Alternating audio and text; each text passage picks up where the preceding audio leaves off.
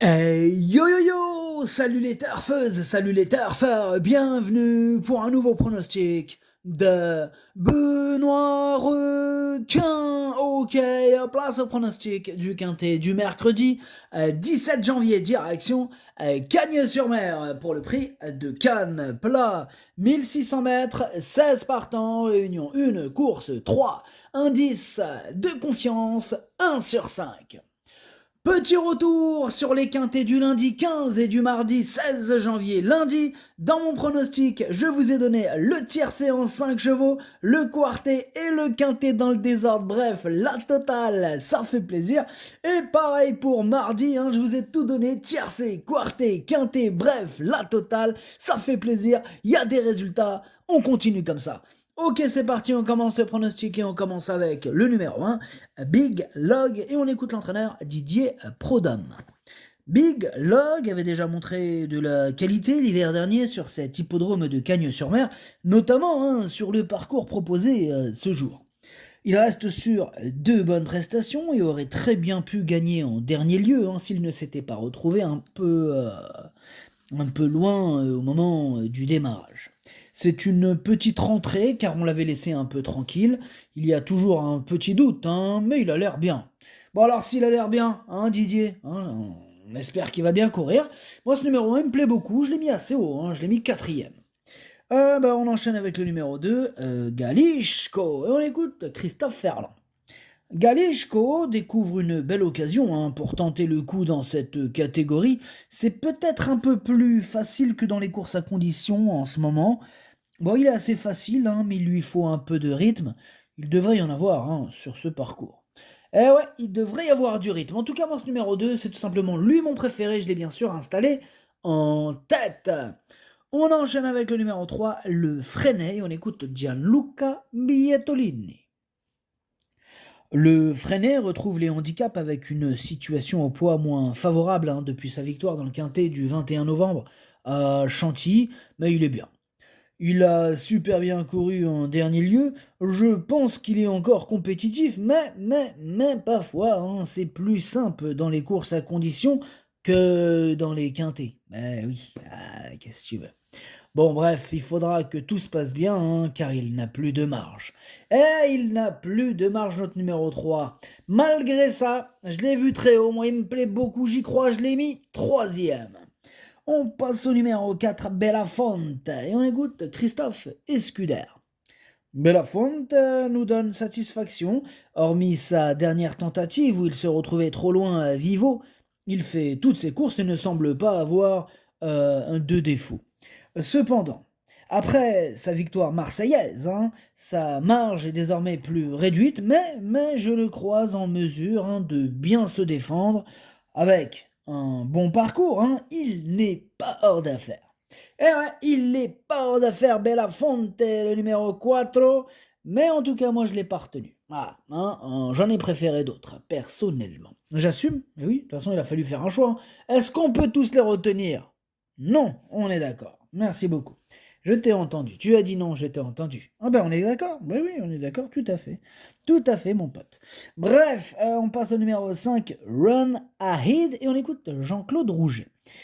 Run Ahead est mal placée sur l'échelle des valeurs, elle fera de son mieux. Alors, elle aime les pistes en sable et le terrain léger, ce qui peut éventuellement compenser.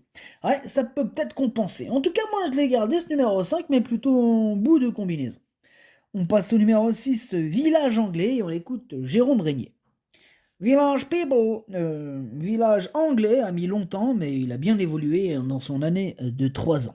Je le préfère peut-être sur le gazon, une surface qu'il retrouvera prochainement, mais il a besoin de courir. Cela ne veut pas dire qu'il n'a pas de chance, attention. Bon, avec une course rythmée, il peut venir s'octroyer une place en bout de combinaison. Bon, moi ce numéro 6, je l'ai pas retenu, mais par contre, il est quand même en plein milieu de ma petite liste des possibles troubles faits. On passe au numéro 7, Madigan, et on n'aura pas les commentaires de l'entraîneur. En même temps, c'est qui? C'est Yann Barbero, c'est Captain Yann Barbero, l'entraîneur. Il est parti pêcher avec son pote Henri-Alex Pantal. Amusez-vous bien. Alors, ce numéro 7, lui me plaît bien, je l'ai gardé, je l'ai mis cinquième. On enchaîne avec le numéro 8, Olympique Message, et on écoute Nicolas Perret. Olympique Message, il reste sur une sortie excellente. C'était une première pour moi et face aux aînés, il a eu un très bon comportement. Il est resté en bonne forme et face aux seuls 4 ans, il est logique de lui voir une bonne chance. Sa forme est sûre et avec un bon parcours, nul doute qu'il puisse finir dans la bonne combinaison. Et bien, lui aussi, ce numéro 8, je l'ai gardé, mais je l'ai mis, pour être exact, je l'ai mis sixième. On enchaîne avec le numéro 9, Ange de la Moisson, et on écoute Francis-Henri Graffard.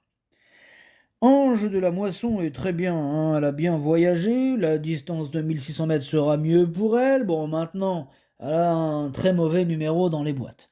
Bah ouais, Francis-Henri Graffard, on ne peut pas tout avoir. Bref, ce numéro 9, je ne l'ai pas retenu.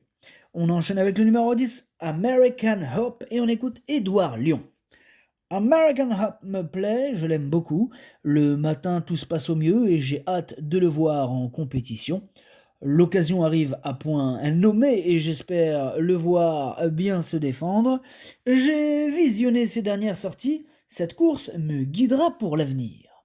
Ouais, elle nous guidera tous pour l'avenir. En tout cas, moi, ce numéro 10, je ne l'ai pas retenu. Par contre, il est quand même à l'arrière de ma petite liste des possibles troubles faits. On enchaîne avec le numéro 11, El Maestro, et on écoute Philippe Decouze.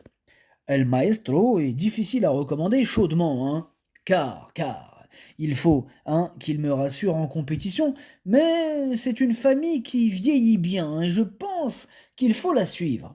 Avec un parcours à l'économie, une petite place reste possible. Ah, il est ouvert ce quintet, surprise possible, surprise possible. Ce numéro 11, je l'ai pas retenu, mais c'est lui le chef et le capitaine de ma petite liste des possibles casseurs de tickets repérés, attention. On passe au numéro 12, No Limit Dream, et on écoute Édouard Lyon encore et toujours. No Limit Dream ne nous a apporté que des satisfactions depuis qu'il a été acheté à réclamer. Il est resté en très belle forme et s'adapte à tout, que ce soit la distance ou la surface. J'ai l'impression, vraiment, j'ai l'impression qu'il évolue au fil des courses. Alors, bien que pénalisé au poids, on se déplace à Cagnes avec les plus hautes ambitions. Oh, comment il est super chaud, Edouard Lyon, avec ce No Limit Dream. Numéro 12. Bon, en tout cas, je suis pas aussi chaud que lui, mais je l'ai quand même gardé. Mais je l'ai gardé vraiment tout à la fin de mon pronostic. On passe au numéro 13, Gracian Bonanza, et on écoute Jean-Claude Rouget. Gracian Bonanza a préparé ce quintet sur le mile et tous les feux sont au vert. J'espère juste ne pas tirer un numéro de corde trop en dehors, mais c'est un cheval qu'il faut de toute façon monter dans la seconde partie du peloton. Bon, pour les petits curieux, il a hérité du numéro 8, donc ce numéro 13, voilà, je suis déjà plus chaud avec lui que le précédent cité, je l'ai mis très haut, et j'y crois, je l'ai mis deuxième. On passe au numéro 14, Monsieur Cassiopée, et on n'écoute personne, on n'aura pas les commentaires de l'entraîneur, c'est Henri-Alex Pantal, qui a suivi le capitaine Ian Barbro, Captain Ian Barbro, ils sont partis tous les deux pêcher, amusez-vous bien. La piraterie n'est jamais finie. Ce numéro 14, du coup, c'est lui mon... 1, 2, 3, pardon. C'est lui mon gros regret. C'est lui mon cheval de complément en cas de non partant. Attention, possible cassage en vue. On passe au numéro 15, c'est More, et on écoute Stéphane Richter. More n'a rejoint mon établissement que depuis le 4 janvier. À l'écurie, on ne peut pas encore vraiment l'évaluer. Elle est très nerveuse à l'entraînement. Je pense que le parcours est un peu trop court, mais elle est performante sur la piste en sable fibré. On va voir si elle peut ou non bien se comporter. Oui, cette course nous en dira plus pour la suite. Ce numéro 15, je ne l'ai pas retenu, mais c'est mon deuxième cheval de complément en cas de non partant, donc un regret, attention. Et on termine avec le numéro 16, Girafe, et on écoute Patrice Cotier. Girafe était nantie d'un numéro à l'extérieur dernièrement et malgré une bonne fin de course, elle n'a pu participer à l'arrivée. Bon, maintenant elle n'a pas de marge au poids et un parcours favorable sera indispensable. Pour l'occasion, je la ramène sur le mile en espérant la voir renouer avec les bonnes performances. Avec un bon déroulement de course, j'espère qu'elle terminera à l'arrivée. Bon alors, t'es déprimé ou quoi, Patrice? Qu'est-ce qui t'arrive? Bref, ce numéro 16, je ne l'ai pas retenu. Le pronostic, ça donne 2, 13, 3, As, 7, 8, 5, 12. Merci d'avoir suivi cette vidéo. N'hésitez pas à mettre un pouce bleu si la vidéo vous a plu. Pour accéder à tous mes tickets pour la course du Quintet, rendez-vous directement en description de la vidéo. À jouer avec modération. Bonne chance. Chopez-le moi. Ciao.